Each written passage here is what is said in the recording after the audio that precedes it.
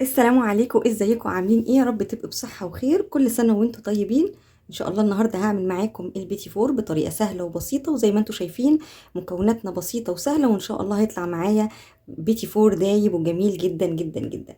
قبل ما نبتدي الفيديو بتاعنا، يا ريت لو كنتوا اول مرة تشوفوا قناتي يا ريت تشتركوا فيها وتفعلوا زر الجرس عشان يوصلكم كل فيديو جديد انزله، وتشجعوني وتدعموني اكبر القناة بكم وليكم. يلا نسمي الله ونشوف هنعمل ايه النهاردة مع بعض. زي ما انتم شايفين حبايبي مكوناتنا سهله وبسيطه، وان شاء الله لو مشينا على الخطوات اللي هنعملها النهارده مع بعض هيطلع معاكي بيتي فور دايب وهش وجميل جدا وطعمه لذيذ جدا جدا. طبعا بمكونات بسيطه هنعمل كميه يعني محترمه وكويسه، طبعا احسن واوفر من ان احنا نشتريه بره، والاسعار السنه دي بصراحه غاليه جدا.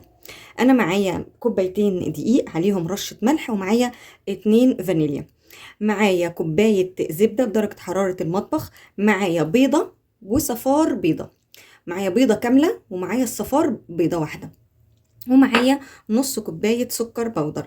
انتي لو عايزة تزودي المقدار وتضعفيه براحتك، عايزة تمشي على المقدار اللي انا هعمله ده النهاردة وهيطلع لك برضو كمية حلوة براحتك، حسب برضو ما انتي عايزة تكتري في المقدار او تقلليه، بس دي المقادير الاساسية. يلا نسمي الله ونشوف برضو هنعمل ايه مع بعض. بصوا يا حبايبي، هنزل كمية الزبدة كلها في البولة اللي انا هشتغل فيها، وهديها بس لفة كده الاول قبل ما احط السكر عليها، لحد بس ما ادوبها، علشان هي متماسكة شوية. هي بدرجة حرارة المطبخ بس متماسكة شوية. بصوا يا حبايبي، دوبت بس الزبدة كده شوية، وهبتدي انزل. احنا حطينا كوباية زبدة، هحط نص كوباية سكر بودر، واقلبهم مع بعض كويس قوي لحد ما يدوبوا ويبقى قوامهم كريمي كده معايا. بصوا حبايبي، ضربت الزبده والسكر لحد ما قوامها بقى كريمي زي ما انتم شايفين ولونها يفتح. هبتدي بقى انزل بيضه بيضه واضربها تاني بالمضرب. اهم حاجه ننزل باول بيضه، واول ما تدوب خالص في الخليط وتبقى مش شايفاها خالص نبتدي ننزل بالصفار البيضه او البيضه المكونات كلها، يعني انا قصدي انا هنزل بيضه، هتنزل هدوبها. بعد ما ادوبها كويس قوي واشوفها انها اختفت، انزل بالبيضه التانية عليها. ما احطش بيضه على بيضه وهي لسه ما اختفتش. يلا بينا نحطها مع بعض.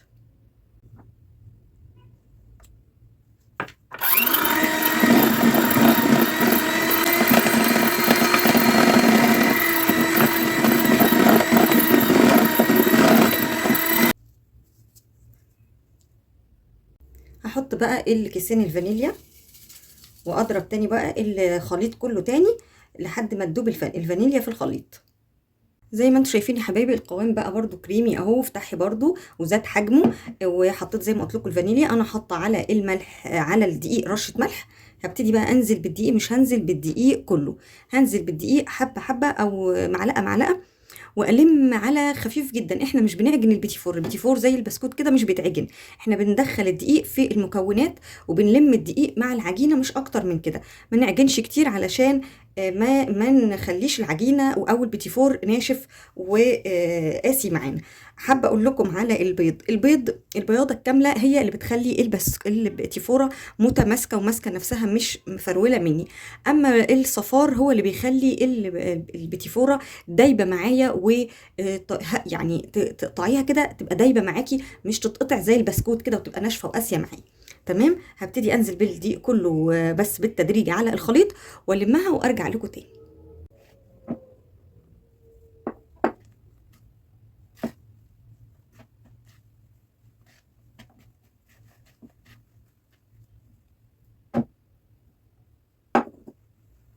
بصوا يا حبايبي، انا حطيت كل كميه الدقيق على العجينه ودوبت كله في العجينه. بس حابه اقول لكم حاجه، طبعا في دقيق عندي بيختلف. انا لو حطيت ايدي كده وطلعت ملزقه يبقى العجينه محتاجه شويه دقيق كمان، فانا هحط لها قد معلقتين كمان كده دقيق. طبعا حسب كل نوع دقيق بيحتاج يعني على ما بتشرب السوائل يعني. فانا هحط معلقتين دقيق، واهم حاجه احط ايدي تطلع مش ملزق فيها العجين. بصوا يا حبايبي، انا عملت اهي العجينه ولميتها. بصوا لما ادوس عليها كده، بص ايديا نظيفه، مش بتلزق فيها ازاي اهو. يبقى كده العجينه كويسه معايا. انا بس هلمها كويس كده ونبتدي نشوف هنعملها ايه مع بعض. انت لو هتعمليها هتشكليها بالقمع يبقى لازم تمشي على المقادير اللي انا عاملاها دي، ويبقى زي ما انتم شايفين كده العجينه طريه كده معايا. بصوا اهي، هي مش بتلزق في الايد اهي، وطريه وجميله. لكن لو هتعمليها بالمكنه يبقى بنزود كميه الدقيق، بتحطي نص كوبايه دقيق تاني او ربع كوبايه دقيق تاني على العجينه دي عشان تبقى ماسكه نفسها وتقدر تنزل من المكنه. تمام، يلا بقى بينا نشكل مع بعض. بصوا حبايبي، انا هاخد بس قبل ما نشكل حته كده من العجينه، وهحط عليها جزء كده من العجينه، وهحط عليها كاكاو خام وحته زبده علشان تفضل بنفس طراوه العجينه اللي بالفانيليا العاديه. بصوا اهي طريه، مش محتاجه انها مش بتلزق في ايديا ولا اي حاجه، بس انا هاخد جزء منها احطه في عليه الكاكاو، وعلشان بيبقى نفس الطراوه بتاعه الفانيليا هحط عليه حته زبده صغيره واقلبه معاه. حطيت اهي حته زبده، وهحط معلقه من الكاكاو الخام واقلب كويس قوي، بس برضو نقلب بطراطيف صوابعنا علشان ما نعجنش فيها كتير، وارجع لكم تاني. بصوا حبايبي، الزبده خليتها طريه خالص برضو ازاي كده، ما خليتهاش تبقى قاسيه بعد ما حطينا عليها الكاكاو. يبقى انا بقى دلوقتي عندي اللي بالكاكاو اهي واللي بالفانيليا، يلا بينا نشكلها بالقمع مع بعض. بصوا حبايبي، حطيت العجينه في القمع وفي الكيس الحلواني، والقمع ده الكيس ده بيبقى بيتباع عند بتوع مستلزمات الحلويات، يعني انا شارياه من عندهم. هبتدي بقى بص اعمل واحده كده معاكم. بسم الله الرحمن الرحيم.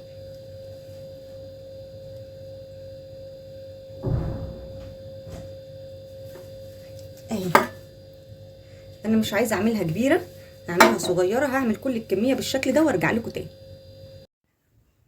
بصوا حبايبي، بعد ما عملت كل الكميه ما شاء الله، طبعا احنا بنوسع كده بنوسع بين كل واحده وواحده اهو. المقدار ده بصراحه عمل لي كميه حلوه جميله جدا، لو عايزه تزودي او تضاعفي المقدار براحتك، بس بصراحه مديني مقدار حلو قوي. انا هحطه في الفرن على درجه حراره متوسطه، بياخد من 10 دقائق لربع ساعه بالكتير لحد ما القعر بتاعه ياخد اللون الذهبي، وبس كده بنطفي عليه. يلا نحطه في الفرن ونسويه واوريكم في الاخر شكله عامل ازاي. بصوا حبايبي، ما خدش معايا لا وقت ولا مجهود، يا دوبك اخد ربع ساعة، من 10 دقايق لربع ساعة في الفرن لحد ما يعني خد اللون الذهبي كده من تحت. بصراحة جميل جدا وحلو وسهل وبسيط ومش مكلف عن لو اشتريناه من بره. عملنا احلى واسهل واطعم بيتي فور في البيت بمكونات سهلة وبسيطة. يا رب النهاردة يكون الفيديو بتاعي عجبكم واستفدتوا منه. لو عجبكم الفيديو يا ريت تضغطوا لايك وتسيبوا لي كومنت في التعليقات، يشجعني انزل لكم فيديوهات تانية كتير. ويا ريت تشتركوا في القناة وتفعلوا زر الجرس عشان كل ما انزل فيديو جديد تشجعوني وتدعموني وتشاهدوه. شكرا ليكم وشكرا لمشاهدتكم للفيديو، وكل سنة وانتم طيبين. مع السلامة.